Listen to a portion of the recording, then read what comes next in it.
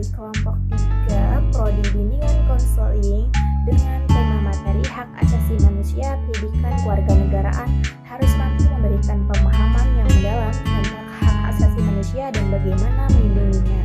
Nah, jadi perkenalkan dengan saya Febriani Amanda dengan NIM 2330102160009.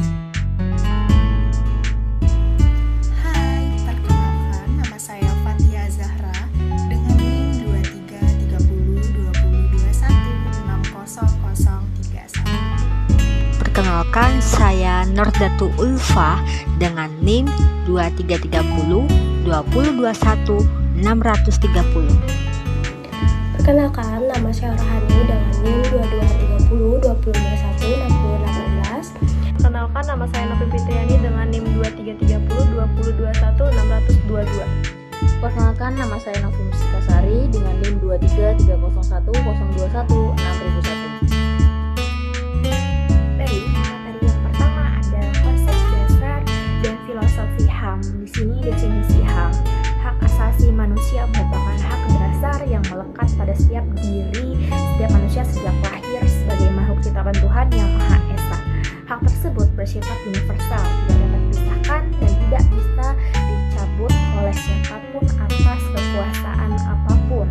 Indonesia sebagai dasar negara yang berlandaskan Pancasila dan Undang-Undang Dasar Negara Republik Indonesia tahun 1945 memiliki pandangan yang khas dalam memahami dan menerapkan konsep HAM. Nah, Pancasila bukan hanya sebagai dasar negara, tetapi juga menjadi pandangan hidup, berbangsa, dan bernegara.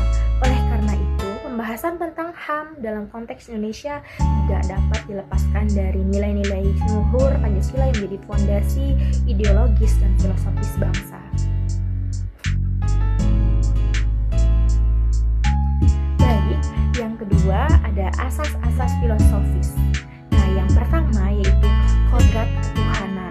HAM dipandang sebagai anugerah Tuhan yang Maha Esa.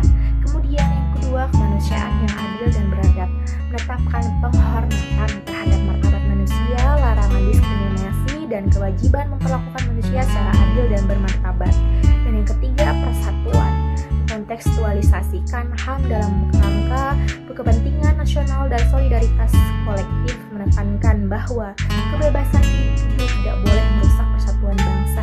Yang keempat, kerakyatan melalui permusyawaratan, memberi landasan demokratis, deliberatif, hak politik, kebebasan berkumpul, hak untuk berpartisipasi dalam pemerintahan, serta mekanisme penyelesaian konflik yang berbasis musyawarah.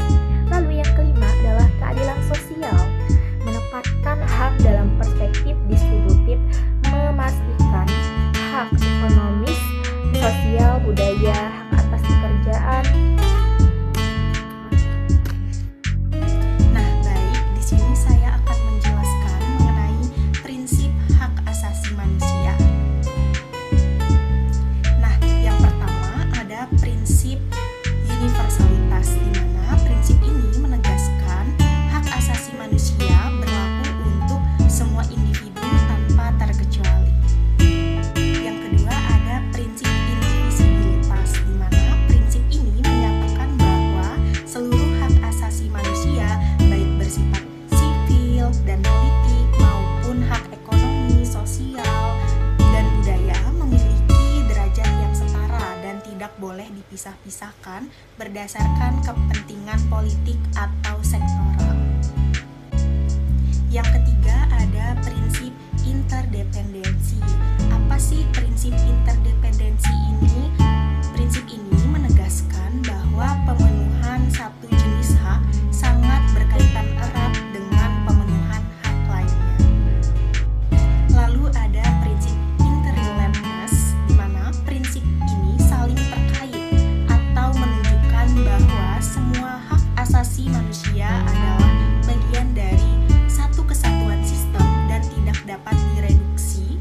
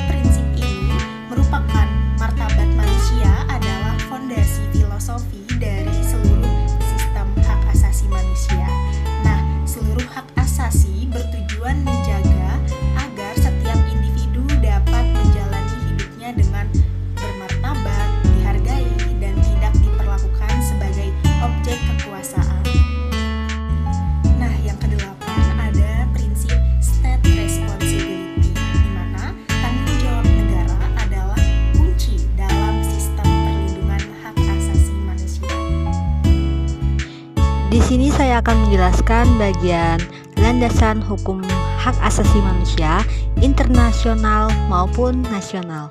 Nah, jadi landasan hukum hak asasi manusia itu sebagaimana yang dijelaskan dalam Undang-Undang Nomor 39 Tahun 1999 tentang hak asasi manusia pasal 1 ayat 1, yang dimana bahwa hak asasi manusia itu adalah seperangkat hak yang melekat pada hakikat dan keberadaannya manusia sebagai makhluk Tuhan yang Maha Esa dan merupakan anugerahnya yang wajib dihormati, dijunjung tinggi, dan dilindungi oleh negara, hukum, pemerintah, dan setiap orang itu demi kehormatan dan perlindungan harkat dan martabat manusia. Hukum itu sebenarnya bukan untuk mengekang atau menindas hak asasi manusia. Nah, tapi itu lebih ke mengatur supaya semuanya itu berjalan dengan tertib. Nah, jadi di satu sisi hak asasi manusia itu juga penting karena bisa membatasi kekuasaan pemerintahnya ya. Nah, yang tapi di sisi lain pemerintah juga tetap punya wewenang karena untuk membatasi hak-haknya yang tertentu gitu. Jadi intinya hak asasi manusia itu memang membatasi kekuasaan pemerintah, tapi bukan berarti pemerintah itu nggak punya kekuasaan sama sekali. Nah, pemerintah tetap boleh mengatur dan membatasi asalkan tujuannya untuk kebaikan bersama dan tidak melanggar aturan. Next ada aspek peran. Nah, jadi di sini ada 5 aspek peran. Yang pertama, menetapkan standar universal hak asasi manusia dan kewajiban asasi manusia. Yang kedua, membentuk mekanisme pemantauan dan penegakan hak asasi manusia dan kewajiban asasi manusia. Yang ketiga, memperkuat kapasitas nasional dalam perlindungan hak asasi manusia dan kewajiban asasi manusia. Yang keempat, mempromosikan kerjasama internasional dalam perlindungan hak asasi manusia dan kewajiban asasi manusia. Yang kelima, membatasi tindakan negara yang melanggar hak asasi manusia dan kewajiban asasi manusia. Jenis-jenis HAM di sini terdapat 6 macam-macam HAM. Yang pertama itu adalah personal rights, di mana meliputi kebebasan pendapat, memeluk agama, bergerak, dan lain-lain. Yang kedua, property rights, di mana di sini meliputi hak untuk memiliki sesuatu, membeli, menjual, dan menikmati. Yang ketiga, ada rights of legal equality, yang dimana hak asasi untuk mendapatkan perlakuan yang sama dalam hukum dan pemerintahan. Yang keempat, ada political rights, di mana meliputi hak untuk peserta dalam pemerintahan, hak pilih, memilih dan dipilih dalam pemilu, hak mendirikan partai politik, dan lain-lain.